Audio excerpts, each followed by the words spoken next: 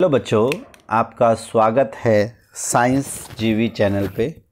बच्चों, आपके admit card MVPP 2024 के रिलीज़ हो गए हैं। आपको आज या कल में स्कूल में मिल जाएंगे। और MVPP एग्ज़ाम में आपको जैसा कि पता है 200 क्वेश्चन आते हैं, जिसमें 100 क्वेश्चन आपके मेंटल एबिलिटी टेस्ट के होते हैं। और उसमें से मेजर पोर्शन जो वो 100 नंबर है, उसमें जो मेजर पोर्शन है उसमें मैथ्स और रीजनिंग, जिसे हम कहते हैं तर्क शक्ति, उसके क्वेश्चंस होते हैं। तो इस वीडियो में हम पिछले साल के जो मैट के मेंटल एबिलिटी टेस्ट के जितने भी तर्क शक्ति के क्वेश्चन आए हैं उसको देखेंगे और किस तरह से उस ऐसे क्वेश्चंस को करना है, क्या क्या ट्रिक्स हैं, इस वीडियो में हम आपको पूरा बताएंगे और कुछ क्वेश्चंस की प्रैक्टिस भी करवाएंगे।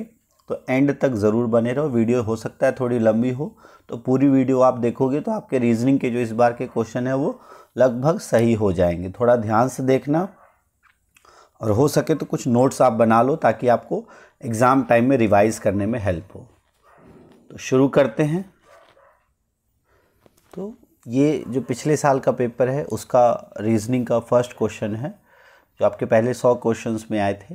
हम जो बीच बीच में रीजनिंग के क्वेश्चंस आए हैं बस वही करेंगे, सारे नहीं करेंगे। अगर मैथ्स के, जैसे ये देखो, ये आपके मैथ्स के मेंटल एबिलिटी के क्वेश्चंस हैं। शुरू में 100 नंबर का क्वेश्चन है, ये पिछले साल का पेपर है आपका 2023-24 का, तो इसी को हम करेंगे। और पहले 10 क्वेश्चंस इसमें आपके पूछे गए थे मैथ्स के, फिर पहले 9 क्वेश्चंस, फिर जो 10वां क्वेश्चन है ये आपका रीजनिंग का था।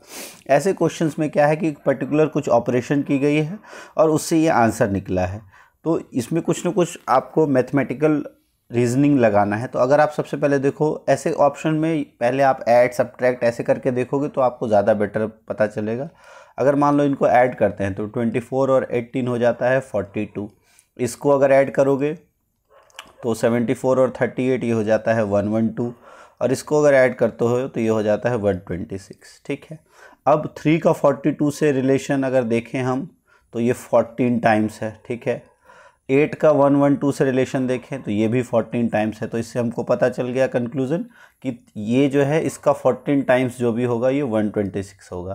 तो किसका 14 टाइम्स 126 होता है, तो किसको 14 से गुना करें जो 126 आए, तो 9। तो इसका आंसर हो जाएगा 9। इसी तरीके से अब अगला क्वेश्चन जैसे देखो, इसमें है ये कुछ ऑपरेशंस दी हुई हैं, आपको इस तरीके से देखना है। अब अगर देखें यहाँ पे आप देखो तो 56 14, तो आपको लग रहा है ये 14 के टेबल में आता है, तो ये 4 टाइम्स में आता है। और नीचे इन दोनों को ऐड करो तो भी 4 आता है। यहाँ देखो 16 × 5 80, तो ये आपका 5 आता है, और इधर ऐड कर रहे हो तो भी 5 आ रहा है। तो यहाँ इनको ऐड करते हैं तो 7 आता है। तो 29 को हम 7 से मल्टीप्लाई कर देते हैं, तो 9 7 63, और 7 दूना 14 और 6 20। तो इसका आंसर आ जाएगा 203। तो इस तरह से आपको ये क्वेश्चन करना है, लॉजिक आपको ढूंढने हैं। अब जैसे अच्छा, ये ऐसे क्वेश्चंस में आपको स्क्वायर्स, क्यूब्स, कोई भी नंबर का स्क्वायर और क्यूब, ये भी आपको ध्यान रखना है। मल्टीप्लिकेशन, सब्ट्रैक्शन, ऐसे बहुत आते हैं। जैसे अब ये क्वेश्चन देखो, इसमें अगर आप नंबर्स देखो तो सारे अधिकतर स्क्वायर्स नंबर हैं। तो अब सबसे पहले अगर आप इस देखो, ये स्क्वायर है, ये 9 का स्क्वायर है, ये किसका है 8 का स्क्वायर है, ये आपका 13 का स्क्वायर है। इनको अगर ऐड करो आप तो 8 और 9 17 और 13 30 आता है। तो एक ये पैटर्न मिलता है। अगले में भी क्या वही सेम है, करके देखते हैं। ये 25 का स्क्वायर है, 324 होता है आपका 18 का स्क्वायर, और ये होता है 7 का स्क्वायर। तो अगर आप इनको ऐड करते हो 18 और 7 25 और 25 50, तो बिल्कुल ये हमारा यही पैटर्न है। तो 1296 576 होता है आपका 24 का। ठीक है।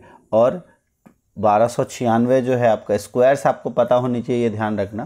देखो अगर मान लो आपको ये नहीं पता है, ये 1296 नहीं पता है, आपको पता है कि 1000 जो है वो किसके आसपास होता है, ये 1000 या उसके आसपास। 900 आपको पता है 30 का होता है। ठीक है, इतना आपको आइडिया है। फिर अगर आपको पता है जो 32 है वो 1024 का होता है। ठीक है। और इससे और आगे अगर जाओगे आप तो 1296 जो है वो, तो इससे आप आइडिया लगाओ। देखो 35 होता है आपका 1225 का। तो अप्रॉक्सीमेटली ये अगर देखो तो 36 के आसपास का होगा, क्योंकि 6 का ही स्क्वायर में 6 आ सकता है, तो ये 36 का होता है। ये मैंने बताया रफ आइडिया, अगर आपको याद है या उसके ट्रिक्स पता है तो आप वैसे भी कर सकते हो। उसके ट्रिक्स भी अगर हम मैथ्स की वीडियो आएगी तो उसमें आपको ट्रिक्स भी बता दिए जाएंगे स्क्वायर और क्यूब्स निकालने के और स्क्वायर रूट और क्यूब रूट्स निकालने के। तो इसमें अगर आप देखो 36 है, 24 है, तो इसमें क्या ऐड करेंगे जो 70 हो जाएगा। तो पहले इन दोनों को ऐड करो, तो ये होता है आपका 6 और 4 10, 3 और 2 5 1 6, तो 60 है। तो इसमें क्या ऐड करोगे, तो 10 ऐड करोगे, लेकिन यहाँ तो स्क्वायर ऐड करना पड़ेगा, तो 10 का स्क्वायर होगा 100, तो यहाँ पे आंसर आ जाएगा 100। तो ऑप्शन नंबर 2 हो जाएगा इसका सही। ठीक है, तो इस तरह के क्वेश्चंस आपके रीजनिंग में आते हैं। फिर कुछ बीच में मैथ्स के भी आएंगे, जैसे अब ये मैथ्स का क्वेश्चन है 13, तो इसको अभी हम नहीं करेंगे, जब मैथ्स का सेक्शन आएगा तब करेंगे। अब आगे देखते हैं। अब ये जो है 14 से 16 तक ये अल्फ़ाबेटिकल क्वेश्चंस, ये काफ़ी बार आपके आ जाते हैं, इसको आपको ध्यान रखना है। और ऐसे क्वेश्चंस में देखो इजॉटी आप याद रखो, EGOTY, जिसमें ई की वैल्यू होती है 5, जे की वैल्यू होती है 10, ओ की वैल्यू होती है 15, टी की वैल्यू होती है 20, वाई की वैल्यू होती है 25। इजॉटी ये याद रखना, इससे आपको आसपास के जो अल्फ़ाबेट्स हैं उनको उनका नंबर करने में हेल्प होगा, नंबरिंग से ज़्यादा बेटर रहता है। अब अगर देखो सबसे पहले आपको ऑड वन आउट छांटना है, तो अगर नंबर दो, ए का नंबर होता है आपका 1, एफ का नंबर होता है आपका 6, एल का नंबर होता है 12, ठीक है, सी का नंबर होता है आपका 3, एच का नंबर होता है 8, एन का नंबर होता है आपका 14, ई का होता है 5, आई का होता है आपका जे का आई का 9 और ओ का 15। तो यहीं पे आपको दिख गया वैसे ऑड वन आउट। फिर भी इसको देखो, ये होता है आपका 4, 9 और 15। तो अगर आप देखो 1 और 6 के बीच में 5 का गैप है, फिर 6 का गैप है, यहाँ 5 का और 6 का गैप है, यहाँ 5 और 6 का गैप है, तो ये अलग है ये। तो ये हमारा ऑड वन आउट हो गया EIO। तो बहुत आसानी से आप ऐसे निकाल सकते हो। ये हमने कैसे किया, 1 6, ये जो अल्फ़ाबेट्स नंबर है A से लेके Z तक, उसको 1 से 26 तक नंबर हम कर देते हैं।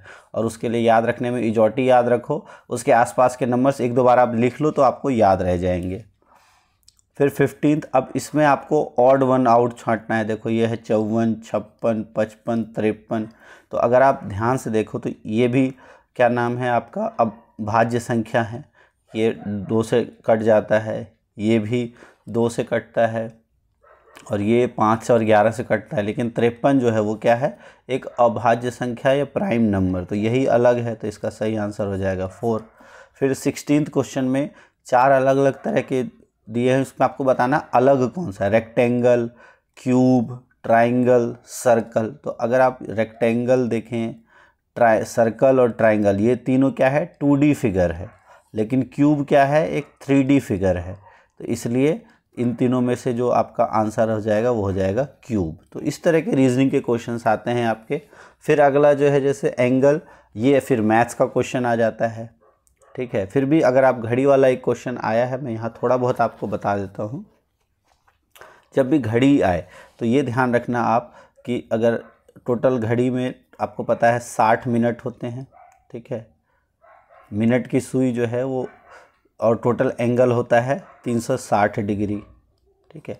तो जो आपकी मिनट की सुई है वो 1 मिनट में कितनी, अगर 60 मिनट में 360 डिग्री जाएगी तो 1 मिनट में कितनी डिग्री जाएगी, इसको डिवाइड अगर हम कर दें तो 1 मिनट में 6 डिग्री जाएगी मिनट की सुई। जो घंटे की सुई है वो 1 घंटे में आपके 1 घंटे की अगर हम बात करें तो 1 घंटे में जैसे 1 से 2 तक जाएगा। तो आपको पता है टोटल 12 होते हैं घंटे, और 12 घंटे का मतलब 360 डिग्री, तो 1 घंटे का मतलब हो जाएगा 30 डिग्री।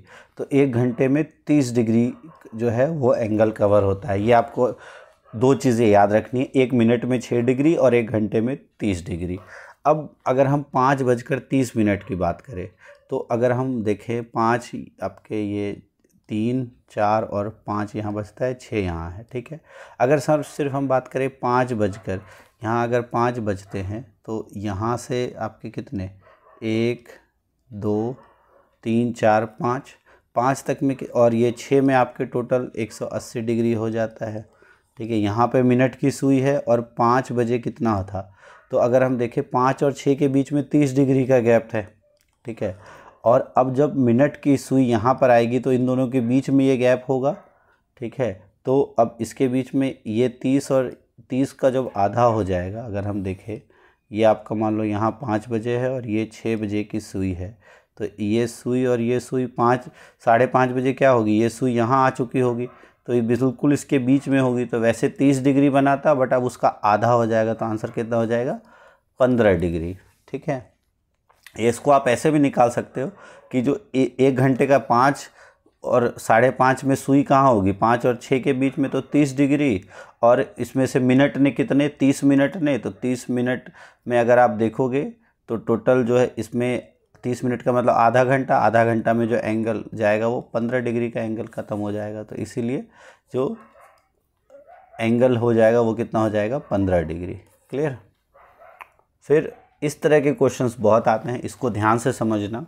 इसको हम कहते हैं वेन डायग्राम, ठीक है। इसको कहा जाता है वेन डायग्राम। ये वैसे तो आपका 10th में पढ़ा जाता है, बट फिर भी इसको थोड़ा बहुत ध्यान से समझ लो। इसमें होता क्या है, जो आपको ऑप्शंस दिए हैं उसको आपको अलग तरीके से लिखना होता है। जैसे यहाँ आपको दिया है एलिमेंट सोडियम और ब्रॉन्ज, इसके बीच में रिलेशन। तो आपको यहाँ पता है कि सोडियम क्या है, एक एलिमेंट है, तो सोडियम जो है अगर हम ऐसे रखें और ये एलिमेंट का पार्ट होगा, लेकिन ब्रॉन्ज जो है वो एलिमेंट भी नहीं है और सोडियम भी नहीं है, तो ब्रॉन्ज एक अलग से रहेगा, ठीक है। तो ये इस तरह का बनना चाहिए, तो इसका सही आंसर हो जाएगा ऑप्शन नंबर 4, ठीक है। फिर ये आपके मैथ्स के कुछ क्वेश्चंस हैं। मैथ के क्वेश्चंस इसमें हम नहीं करें, हम रीजनिंग के क्वेश्चंस ही करेंगे इसमें। तो फिर कुछ मैथ्स के रीजनिंग के बीच में मिक्सअप क्वेश्चन रहेंगे आपके, तो ये आपको ध्यान रखना है, ठीक है। हालांकि ये क्वेश्चंस मैंने पहले करवाए हैं मैथ्स के, तो ये आप देख सकते हो, ये सारे क्वेश्चंस हमने अभी किए हैं। फिर यहाँ देखो ये मिनट हैंड वाला है। फिर एक क्वेश्चन आ गया कि 3:40 पे जो आवर हैंड है और मिनट हैंड है उसके बीच में क्या एंगल होगा। अब देखो 3:40 ये आपको रखना है ध्यान।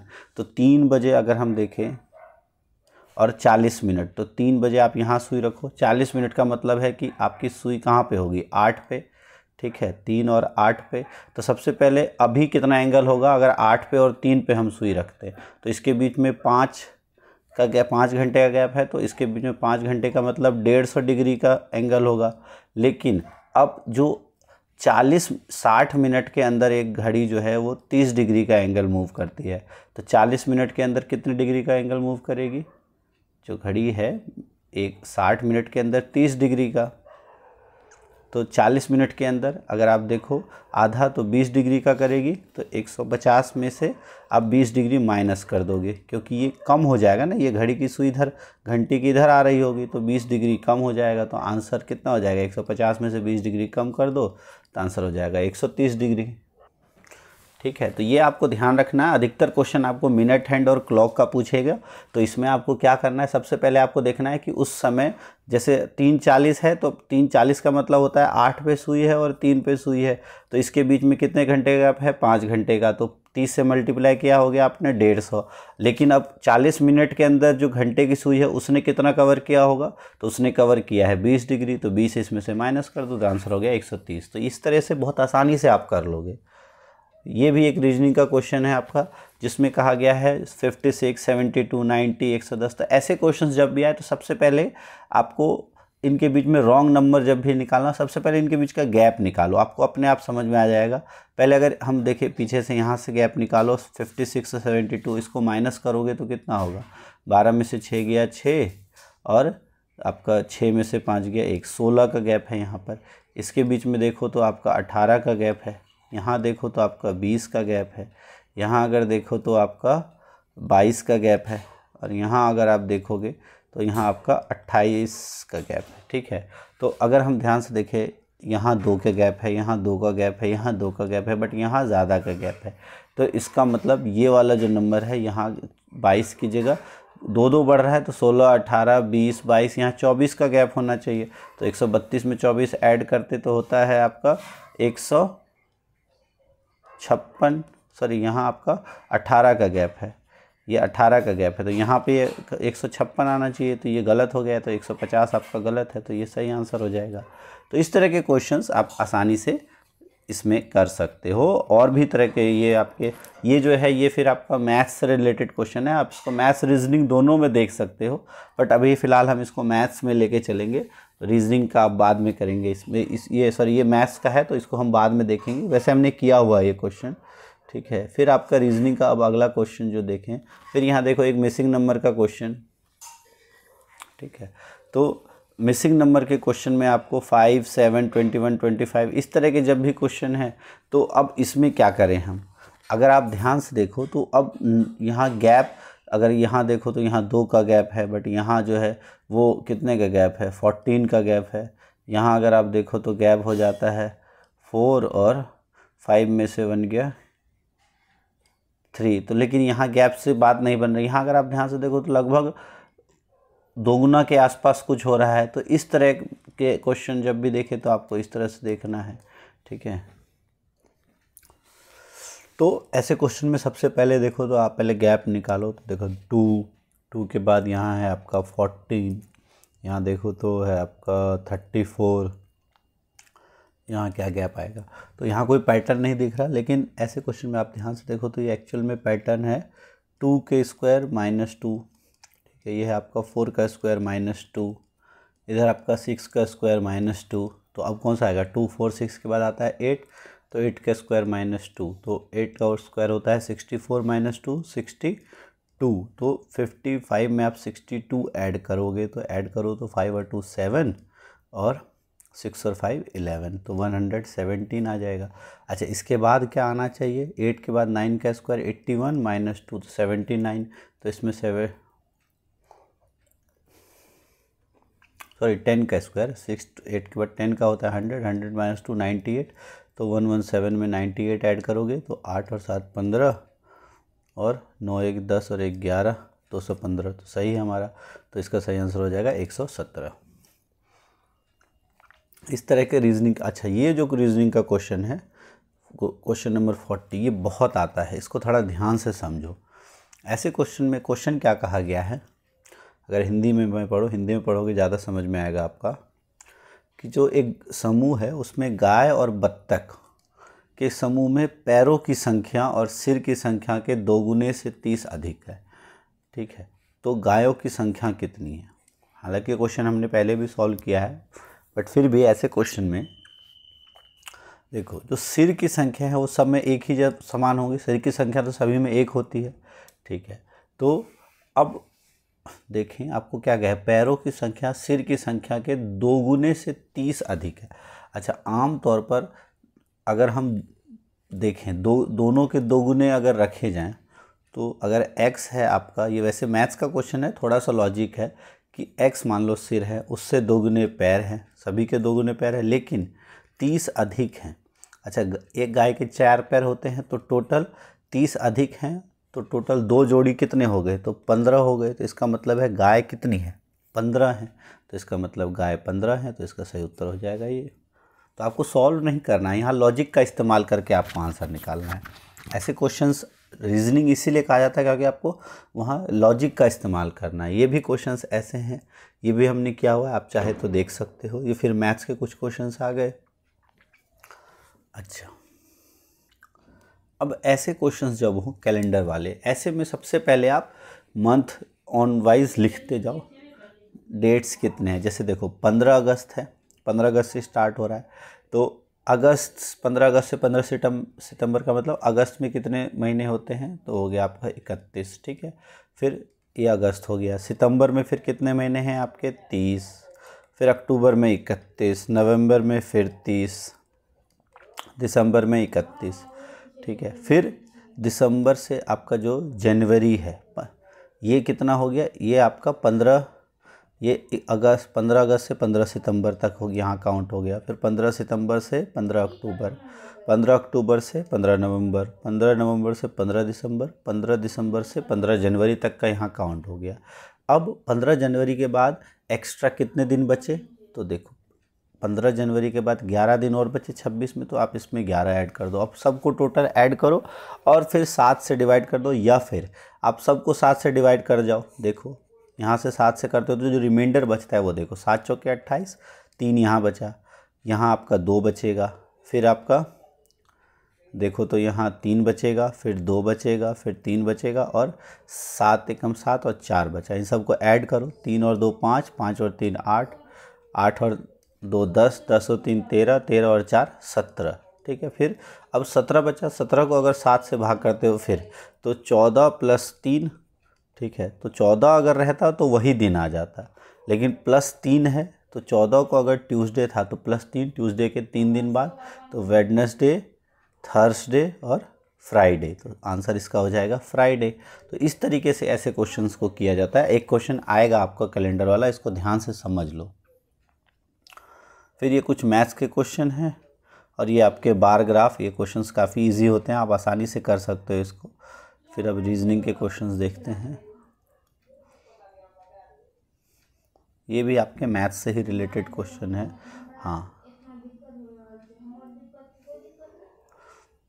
अब ये देखो, ये क्वेश्चन जो है ये रीजनिंग का one of the favourite question है। देखो इंग्लिश में मैं समझा देता हूँ। अब जो अगला क्वेश्चन है, इसमें कहा गया है कि पहले जो 10 लेटर्स हैं इंग्लिश अल्फ़ाबेट के, उनको अगर रिवर्स ऑर्डर में लिख दिया जाए तो कौन सा letter 7th to the left of the letter which is 12th from the right. अच्छा, इस क्वेश्चन को करेंगे हम, लेकिन एग्ज़ाम में जैसे ये देखो, ऐसे क्वेश्चंस में आपको टाइम लगेगा। क्वेश्चन देख के ही आपको मुश्किल लग रहा है तो इस टाइम पे अभी छोड़ दो इसको हम भी करेंगे, बाद में करेंगे और डिटेल में करेंगे, क्योंकि अभी जो इजी होने वाले क्वेश्चंस है वो आप देखो एग्ज़ाम में कैसे करना। अब ये अगला क्वेश्चन देखो कि कितने ऐसे लेटर्स हैं जो which have many letters between them in the word, as in English alphabet में जितने लेटर्स हैं उतने ही इसमें है। ये भी आपका टाइम टेकन है, तो ऐसे क्वेश्चंस को अभी छोड़ देना है, बाद में वापस आके करेंगे हम। देखो अल्फ़ाबेट्स वाले में जो भी क्वेश्चंस हैं उसको थोड़ा सा ध्यान रखना, अगर नहीं हो पा रहा है तो उस टाइम पर आपको छोड़ देना है। और ऐसे क्वेश्चंस काफ़ी आएंगे जिसमें कि अल्फ़ाबेट में जितने हैं उसमें कितने पेयर्स हैं वो आपसे पूछा जाएगा। ऐसे क्वेश्चंस को हम करेंगे, थोड़ा सा बाद में करेंगे ताकि आपको आसानी से हो जाए। पहले जो क्वेश्चंस देख के इजी हो जाए वो आप करो। जैसे यहाँ देखो, इस क्वेश्चन में मशीन का कोड दिया हुआ है 19 7 9 14 15 20, ठीक है। अब डेंजर का क्या कोड होगा? अच्छा, सबसे पहले अगर आप देखो दोनों में कौन कौन से अल्फ़ाबेट मैच कर रहे हैं, देखो ए मैच कर रहा है, ठीक है, ए मैच कर रहा है, एन मैच कर रहा है तो एन यहाँ है, एन मैच कर रहा है, ठीक है, ई मैच कर रहा है तो ई मैच कर रहा है, ठीक है। तो इसका 1 2 मतलब 2 3 और 5वां लेटर मैच कर रहा है। यहाँ से अगर मैच कराएं तो ये 7 और फिर उसके बाद 9 और लास्ट में है आपका जो ई है उसका कोड है 15। 7 9 और 15 ये मैच कर रहे हैं, no, सॉरी 20, ये सेकंड लास्ट जो है ए है 7, सॉरी 9 नहीं मैच कर रहा है, 9 तो इसमें नहीं है। एक मिनट, ये 7 ये पहला लेटर, फिर 9वां और 10वां, और ये एन और ई, तो पहला है आपका 7, लास्ट में ये 20 और 11, तो 7 20 और 11 होने चाहिए। तो सबसे पहले देखो 7 20 और 11 क्या सब में है? बिल्कुल सब में है, ठीक है। तो ये इससे हमारा अब पोजीशन देखो, जो 7 की पोजीशन है वो पहले है, फिर है आपकी 20 की पोजीशन और फिर है 11 की पोजीशन। तो 7 और 20 एक साथ है, फिर एक गैप दे के 11 है, 7 और 20 एक साथ है, एक गैप दे के 11 है, 7 और 20 एक साथ है, गैप दे के 11, 7 और 20 एक साथ, गैप दे के 11, ठीक है। तो ये सारे ऑप्शन भी यहाँ नहीं होते। अब देखो, अब है आपका बचा कौन सा है? डी, जी और आर। तो आप अब इसमें हम देखेंगे अल्फ़ाबेट के नंबर के हिसाब से, हालांकि बहुत बार आपको वैसे भी मिल जाएगा, बट अब अल्फ़ाबेट का नंबर देखो, यहाँ से अल्फ़ाबेट के नंबर के अकॉर्डिंग कुछ ना कुछ कोड मिल रहा है। जैसे एम जो है वो होता है आपका LM, तो 13, और ये है आपका 19, तो मतलब +6, एक होता है 1, ये होता है 7, तो +6, सी होता है 3, यहाँ है आपका 9, हाँ तो +6 हो रखा है, तो डी होता है 4 + 6 10, ए 7, एन 14 और 6 20, जी होता है आपका EFG 7, 7 और 6 13, तो यही आंसर हो जाएगा पहला। तो ऐसे भी आप कर सकते हो। फिर ये क्वेश्चन आपका मैथ्स का है, हालांकि इसको हम इसमें भी कर सकते हैं। देखो जब भी ऐसे क्वेश्चन दिए हो A B, तो इसको ऐसे लिखो, पहले AB लिखा आपने, तो AB कितना है 2 और 5, फिर BC नीचे B और C है, तो BC का रेशियो यहाँ लिखो 3 और 4, ठीक है। अब जो जो खाली गैप बचाइए, इसके सामने खाली है तो यहाँ 3 लिख दिया, इसके सामने खाली है तो यहाँ 5 लिख दिया। अब देखो इसको मल्टीप्लाई करो तो ये हो गया 5 चौके 20, ये हो गया आपका 20, इसको करोगे तो 15 और इसको करोगे तो 6, तो इनका जो रेशियो आ गया वो हो गया 6, 15 और 20 का। लेकिन अब आपसे पूछा गया है ए और सी का, तो ए और सी का रेशियो 6:20, तो 6:20 मतलब 3:10, ये आंसर हो जाएगा। अब ये क्वेश्चन दिया है पेंट को कोड किया गया है 7412 वोल्ट और एक्सेल को कोड किया गया है 93596। अब पहले तो देखो इनमें कोई कॉमन है, तो बिल्कुल कोई कॉमन नहीं है, ठीक है।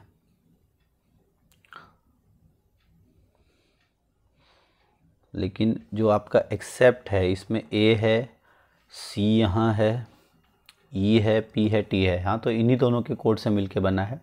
यहाँ पर डायरेक्ट कोडिंग आपको ढूंढनी है।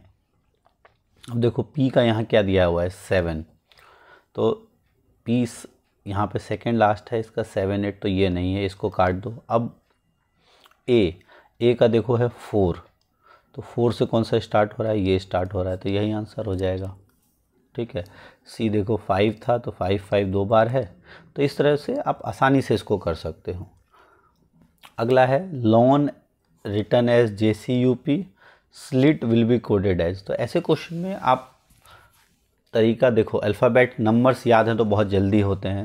देखो एल का होता है 12, 1, डब्लू अब मान लो आपको याद नहीं है, तो आपको पता है EJOT पता है, तो टी होता है 20, टी के बाद अगर आप देखो TUVW, तो 20, U 21, V 22, W 23, तो 12, 1 फिर 23, N होता है आपका 14, ठीक है। यहाँ JCUP का देखो तो J होता है आपका 10, C होता है आपका 3, U होता है आपका TU 21 और P होता है आपका MNOP 16।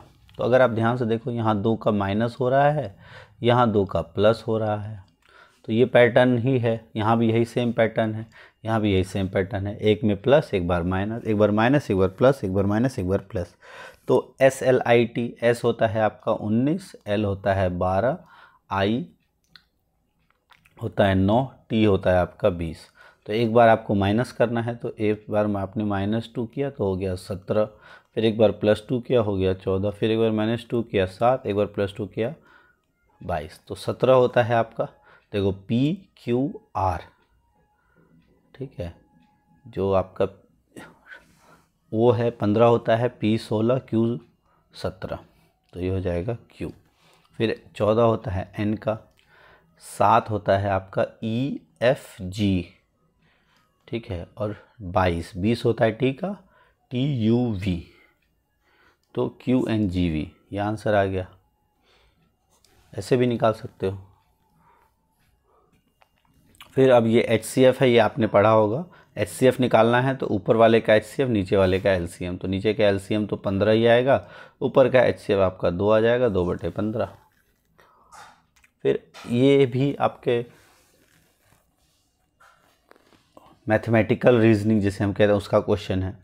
504, 840, 168, 42, 14, तो देखो कम होता जा रहा है, तो इधर अगर देखो तो 14 गुना 3 है, ये 14 3 42, और ये 42 गुना 4 है, ये गुना 5 है, ठीक है, और ये अगर इसको देखोगे तो आपका गुना 6 है ये, तो बस अब 6 5 4 3, तो ये गुना 2, तो किस में 2 गुना करोगे जो 14 आएगा, तो आंसर हो गया 7। फिर अब है 14, 24, 41, 65, 96। तो सबसे पहले आपको क्या करना है, गैप देखो। तो पहले 10 का गैप है, फिर देख रहे हो आप 24 और 41 में, तो 11 में से 4 गया, 7 और 17 का गैप है। फिर यहाँ आप देखो तो 5 में से 1 गया, 4 और 6 में से तो 24 का गैप है। इधर अगर आप देखो 6 में से 5 गया, 1, 9 में से 6 3 गया, 31 का गैप है। तो पैटर्न आप देख रहे हो क्या है, 10, 17, 24, 31। तो 7 7 बढ़ रहा है। तो अब 31 के बाद 7 का गैप 38। तो अब इसमें 96 में हम 38 जोड़ेंगे। तो 8 और 6 14, 9 और 3 12 और 1 13। तो आंसर हो जाएगा 134। क्लियर। अगला है 5, 1, 11, 6, 17, 36, 23। अच्छा, ऐसे क्वेश्चंस जब भी हो ना, जब भी आपका एक बढ़ रहा हो एक घट रहा हो, तो ऐसे में चांसेस होते हैं कि इसमें 2 सीरीज़ हो। ठीक है, तो आपको ढूंढना है 2 सीरीज़ कौन कौन से हैं। तो अगर आप ध्यान से देखो, इसको देखो, 5 और 11, 6 का गैप, फिर 11 और 6, 17, 6 का गैप, 17 और 6 23। ये ऑल्टरनेट बढ़ रहे हैं और इधर ऑल्टरनेट बढ़ रहा है। 1 और 5 6। ठीक है, ये 1 का स्क्वायर, 1 इंटू 6 6, 6 इंटू 6 36, फिर 36 इंटू 6, तो ये हो जाएगा 216। और अगला अगर नंबर आता तो 23 में आप 6 ऐड करते, हो गया 29। तो आपको जस्ट यही नंबर पूछा है, तो 216। यहाँ 2 सीरीज़ है, एक 6 गुना हो रहा है और एक में 6 ऐड हो रहा है। ठीक है, तो ये आपको ध्यान रखना है। बहुत बार डायरेक्ट ऑल्टरनेट सीरीज़